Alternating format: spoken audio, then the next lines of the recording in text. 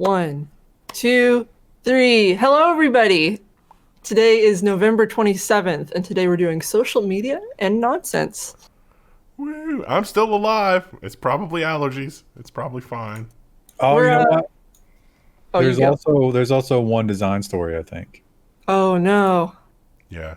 Was there? Google Pay redesigned.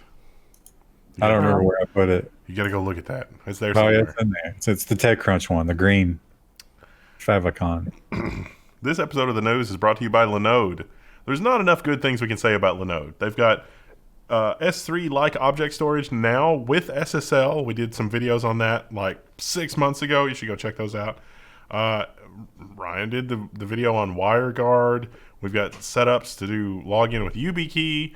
There's all kinds of other tutorials that other people have done that are really good. You should check those out. You can participate in this Devember thing. Krista, how's the Devember project that you're working on coming? I haven't been doing the one we had talked about yet.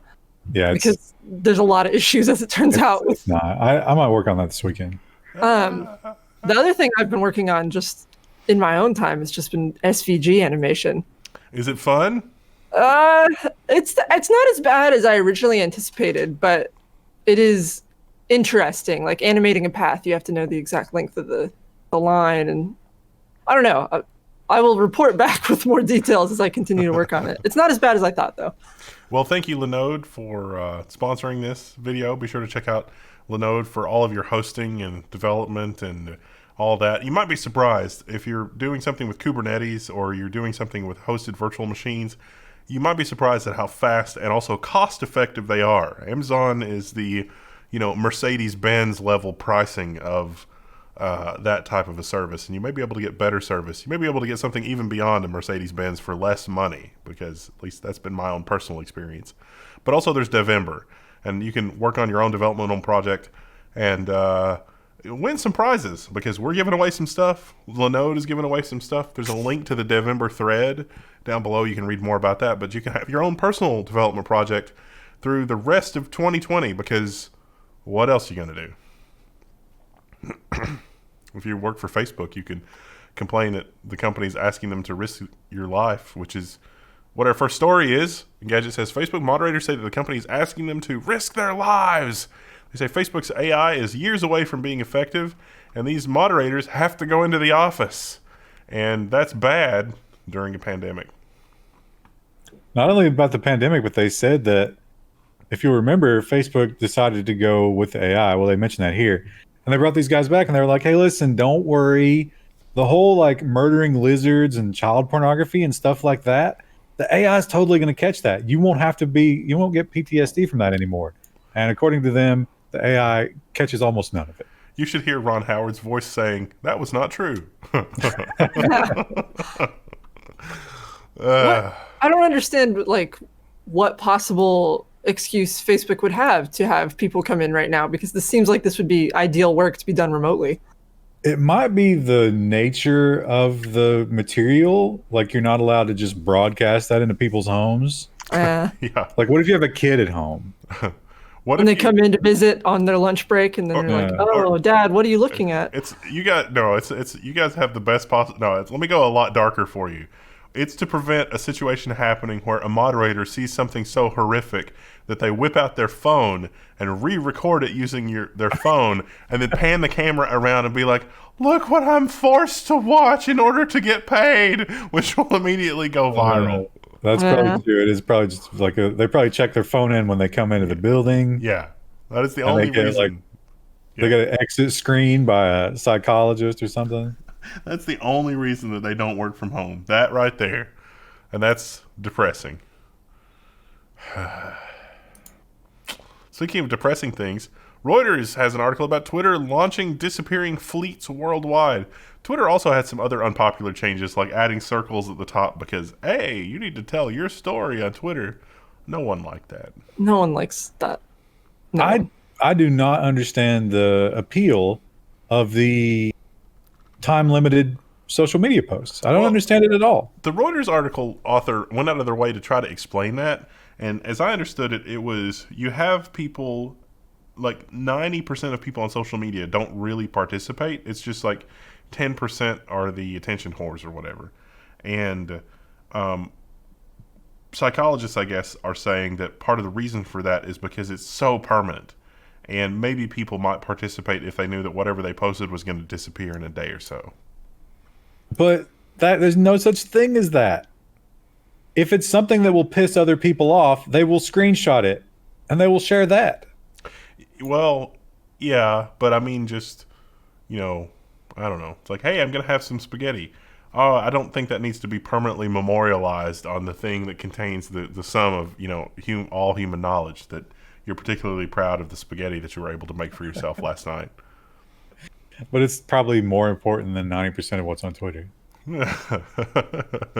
Speaking of which, Twitter also named the famous hacker Mudge. Oh, no, Huh? It's frozen. It's frozen. Oh, No, it's frozen. is it gone forever? There we go. It's back.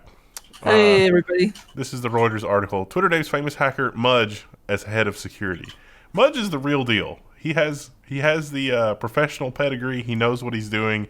This is going to be really interesting. And the article points out correctly that Twitter has had a lot of security problems lately from within. Like, remember the whole Biden and Bill Gates Bitcoin scam? That was employees. That was employees doing things that they should not have been doing. So Mudge has got an uphill battle ahead of him.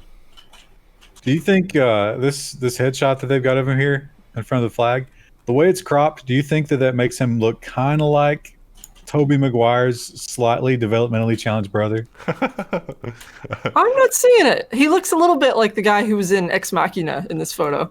Like an older version of him. I think this makes him look like Tobey Maguire's older, more down to earth, brother or whatever. It's Maybe. I don't know, but it's funny because if you've seen other pictures of him from earlier in his life, is super long hair and he looked completely different. He looked like a hippie. Oh, he's gone corporate. Well, they listed his recent employment, and he's been corporate for a while. Even when he was in the cult of the dead cow, he also worked for the government. So it was kind of funny because it was wait a minute, you were going on DEF CON and doing all this really super disruptive stuff. Meanwhile, you were also working on classified projects. And he's like, can't talk about it. It's kind of funny. You never know. YouTube cancels rewind video amid pandemic. Oh, I say said the it word. So. This has been so popular in recent years. This is the only thing, I wasn't expecting this because rewind has been so tone deaf for the last forever. So this is actually a good move. Good job. Well, I think they sort of how can we possibly make anything that isn't just going to get trashed? Because what are we going to talk about? It's just going to be everything bad that's happened this year. Who wants to be reminded of that? Speaking of bad things, YouTube will now run ads on smaller creators' videos without paying them. It will now serve ads even on videos not a part of the partner program. That also means Blender videos.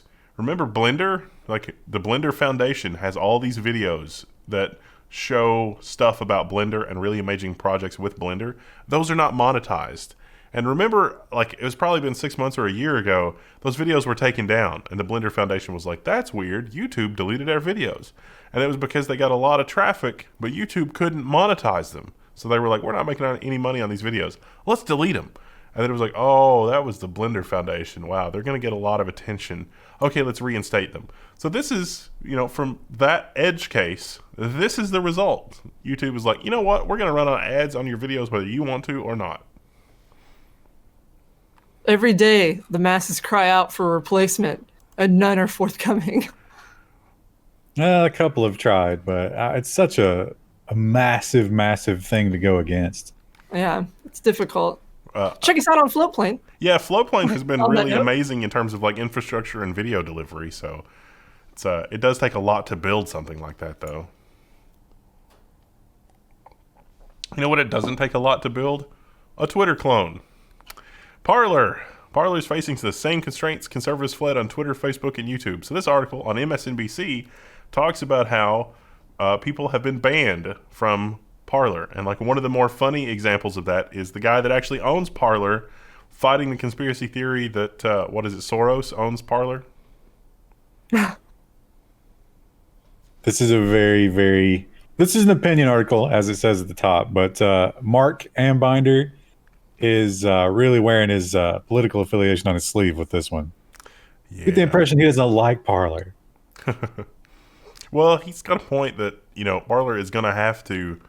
It's like I don't know why he didn't really talk about it, but what was it? The paradox of intolerance guy. I can't remember his name. I could have remembered it an hour ago, and now it's gone. Oh, you've got that. You've got the vid fog. No. No. The only thing that must not be tolerated is intolerance, and so that's kind of what he's talking about here is like the paradox of intolerance. So you will have crazy people and conspiracy theories, and you have to ban them. You have to do something, and that's like I'm not really sure that's true. But one of the things that went crazy on Parler was that it wasn't owned by the guy that owned it. And he's like, no, I need to intervene here because, I'm not part of the Illuminati. The Illuminati don't own this. And it's like, oh, that's exactly what the Illuminati would pay you to say. So, But I think, why you could just let that fly. I mean, who cares? We definitely need something that is, you look back at 4chan. And I suppose there were criminal things being posted there. That's where the line has to be.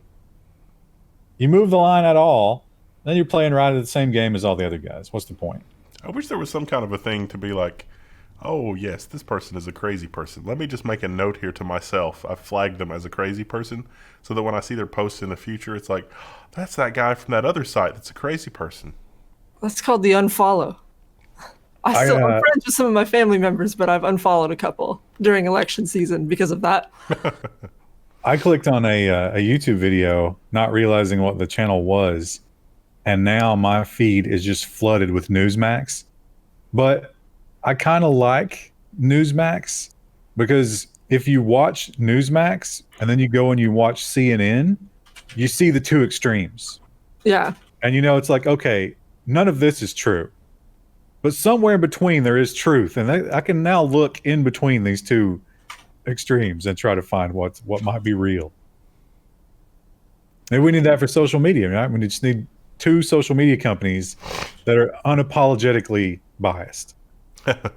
I do kind of like with the Parler stuff, like they kind of advertise themselves as like a non-censored version of like 4chan or something, and now it's like, oh wait, 4chan was terrible, and it's like, did you not know your internet history here? Did you not realize where this was going to go? Like, it's going to be bad, really. There's going to be people that are just trying to find where that line is. Like they're not actually interested in talking. Or it's going to be people from the other camp who were just like, yeah, let's go in here and make some noise. Let's try to shut this thing down.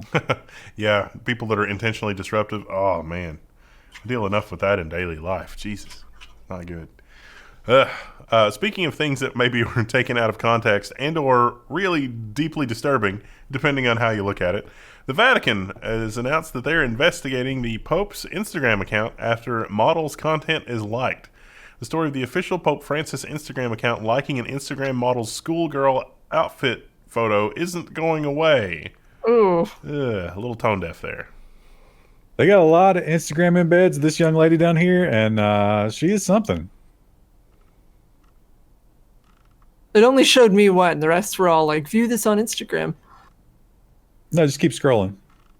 Yeah, it's just, I'm not going to put that on YouTube, but yeah, I don't know. Weird. I can see how the Holy Father might have a moment of weakness there. Was it him or one of his aides?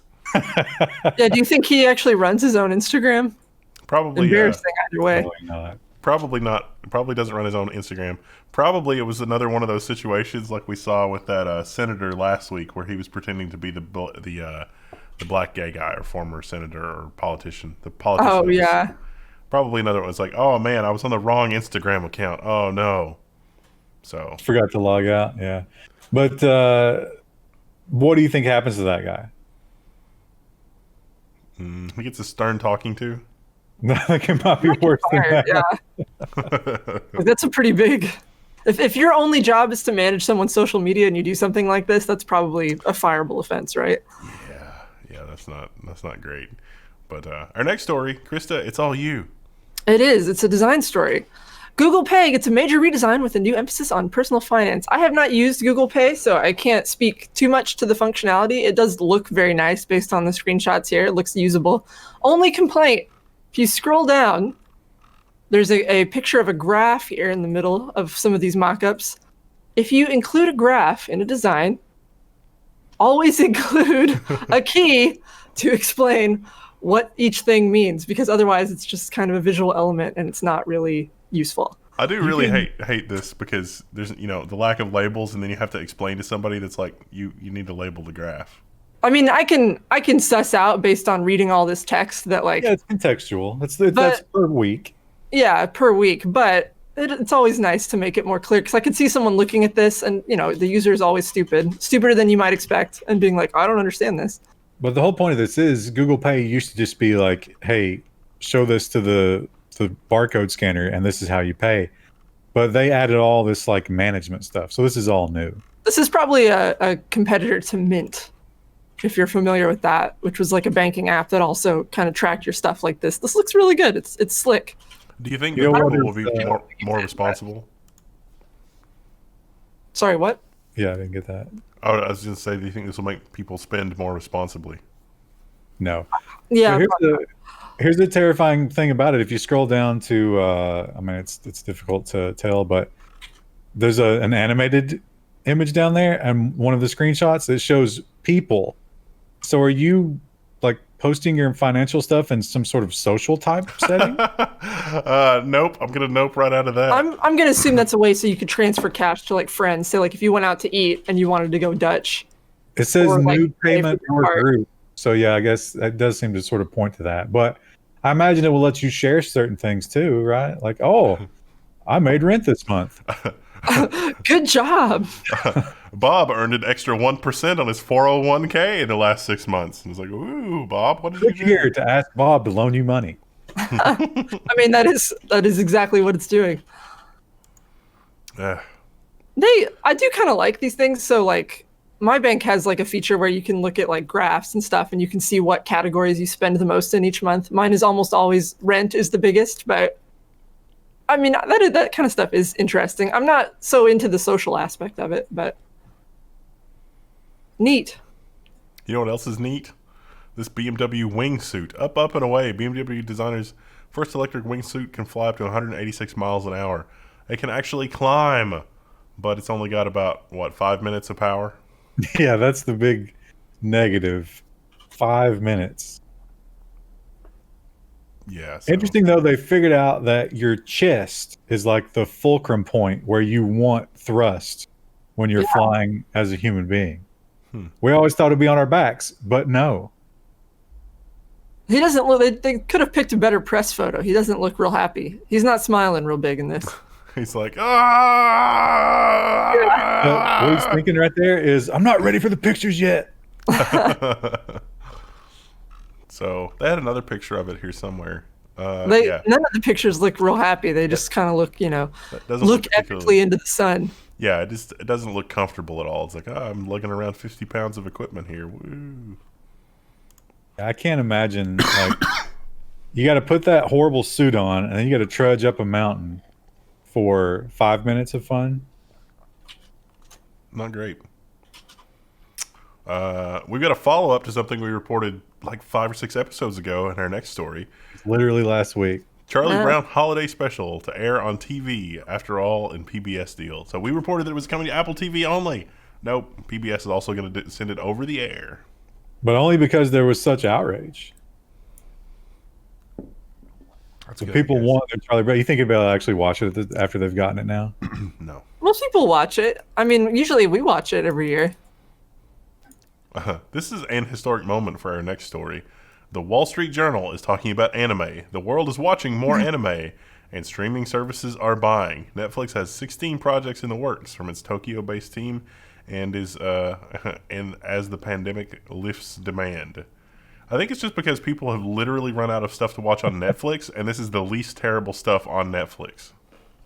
Is Is that ultimately going to be the thing that the pandemic does to us? Is it's going to turn us all into weebs? I mean, I watched Avatar. That's like diet weeb. I'm on that's a gateway drug.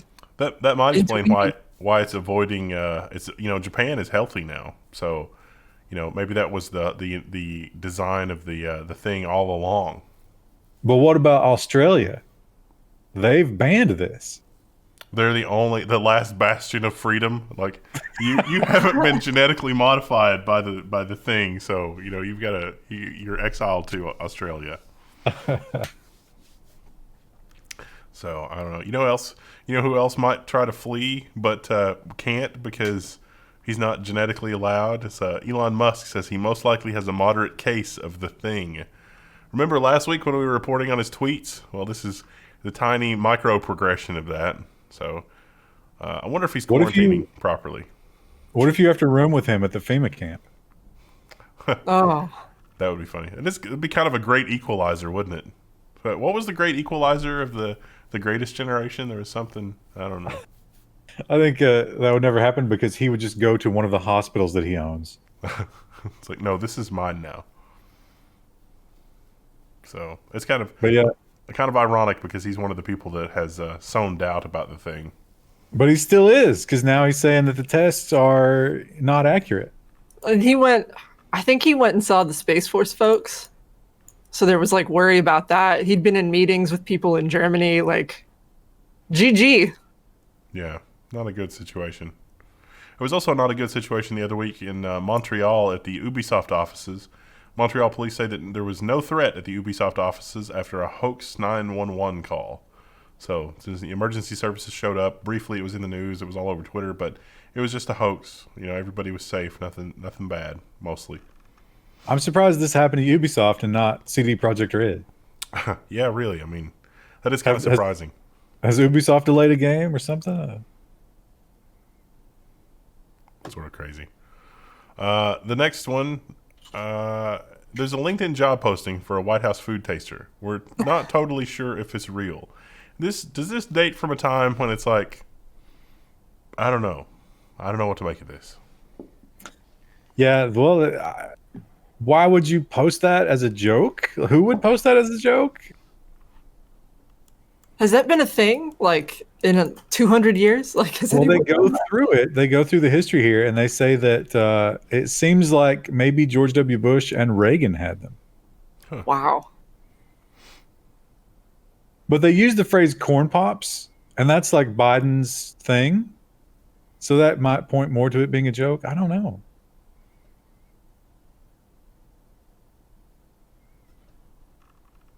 I don't know. How much do you think that pays? A lot. It doesn't matter. Even if it only paid $5 an hour, getting that sweet, sweet government retirement would be worth it. But do you have to be on call all day? Are you getting paid all day? Or do you show up at like certain times and Meal taste? times, yeah. Probably a little bit of both. I wonder if it would be like Princess Bride, where the guy is immune to most forms of poison because he's built up an immunity over the years. And I don't understand, like, why would they hire a human? Shouldn't they use lizards? I think also this doesn't really work in the era of Putin, because remember with like polonium, you're fine for a long time, and then you're not. Then you're very, very not fine. Biden is only eating like week-old food that's been tasted previously. But tasted like a month ago, yeah. I mean, it's like, oh, it turns out you're radioactive now. No, how do we get that out of there? It's like, no. Maybe that's why Ajit Pai only eats Reese cups. That's in the canon now. I've just thrown that out in the fanfic universe. I don't think that's what's in the cup, Chris. I think it's coffee. No, he's just eating cereal the whole time. The nonsense stories this week are in ascending order of insanity. The NFL will hold a virtual Pro Bowl this year with players competing in the Madden video game. Will they be playing themselves? That's delicious. Yeah, That's I think. so good. I don't know how many people can multiplay. I guess every player can be their own character in that game, which is interesting. And they still get all the bonus and everything as if they were actually going to be there, but it's going to be all online. Just think of all the people for years who are like, video games and esports, they're not a real thing. But then this year they're going to watch this and they're going to tune in and be like, yeah, no, it's totally cool. Well, Madden is already very popular with the normies. Also, do you remember the story about NASCAR did this and the one guy cheated? Ooh. Oh, yeah. Speaking of cheating, oh, what an excellent lead-in. Billy Mitchell takes his Donkey Kong high score cheating case to court. Newly revealed Twin Galaxies defamation suit has been quietly proceeding for months. So, yeah, this is probably not news to you if you've been following Level 1 news for a while, but this is an impossibly high score, maybe, but not really, in Donkey Kong. And so he was the high score record holder, and then he wasn't. And I think we need to solve this in Level 1 style. We need to build an AI that plays Donkey Kong to see what the maximum possible score in Donkey Kong is. Well, if you had watched The King of Kong, Wendell, you would not make such a foolish statement because it's different for every board and when it was manufactured. Oh, wow. So he was playing on a particular board that allowed a super high score or something? According to Twin Galaxy, he was playing on a modified board and or an emulator. So the thing about it is, like, Twin Galaxies, they're not like the government. They don't have to say that, oh, you know, this is absolutely true. They can kind of make up their own decision. It's their own little thing that they created. What his argument is, by taking him off the list, they are saying, you know, in some way that he cheated, and that's libel, which I don't think is a very good case. Yeah, it seems like that wouldn't end well. I think he might still be the Guinness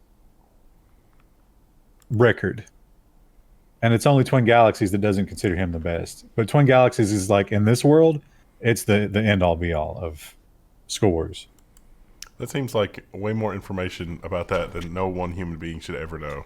You got to watch that movie because it really, like, it is something that is so absolutely meaningless, but they treat it with the utmost gravitas.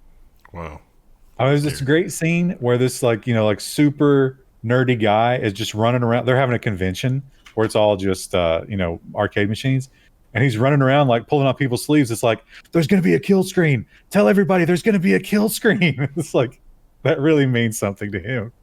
I want to say one of our editors is really into this because I remember when we first started talking about this story, I think I had a conversation with him about it, and he was like, "Oh no, it's crazy," and like he went all into the theories about it. I'll have to ask him about it. I think it was him. It's a good movie. It's an entertaining movie because, like, they do it with such, you know, like they treat it as if it's something very serious. You know what else is very serious? The situation in Hong Kong. No, it's not Hong Kong. It's Thailand. No. Thailand, yeah. Sorry. My bad. Thai protesters are using inflatable ducks against water cannons. It's only a matter of time before those show up in Hong Kong. And here, probably. This is smart because, you know, you're going out to protest and you could probably fit one of those things into like a little backpack really easily when it's not inflated. And then you inflate it real quick and it's like, ooh, look at that. I don't know how quick you'd inflate it. Maybe they got an air compressor out there somewhere. That's what kills me, like, watching the protests here is like, look at this slideshow. These people are prepared. They're wearing helmets. They got goggles on. You know, they're carrying around inflatable ducks. And our protesters do not do that. There's no question, but they've had a lot of years, Krista, to get used to this kind of thing and adapt. Yeah. We're kind of new at the protest game. There's a picture of a guy with just a plastic bag over his head. I think last week I wondered what had happened to this guy, and this week, is that why that's in here? Or did this just come up recently in the news? Well, the ducks? No, the next. Yeah. That's just total coincidence. Wow. Because I think we thought he died. We did, yeah, I did. A Chinese man who sold his kidney to buy an iPhone now needs dialysis to survive. He was 17 in 2011, sold his kidney, is currently bedridden and attached to a dialysis machine after suffering renal deficiency. Poor guy. But I wonder if this is the same guy, because we weren't doing this in 2011. And when we did that story, it had just happened, right? I thought so. So there might be more than one instance of this, which is even sadder. Wow. Yeah, it's not very much return on investment because I imagine that iPhone is probably long gone at this point, but the dialysis is forever. Unless he gets a replacement, right? Like another kidney. Someone donates one to him.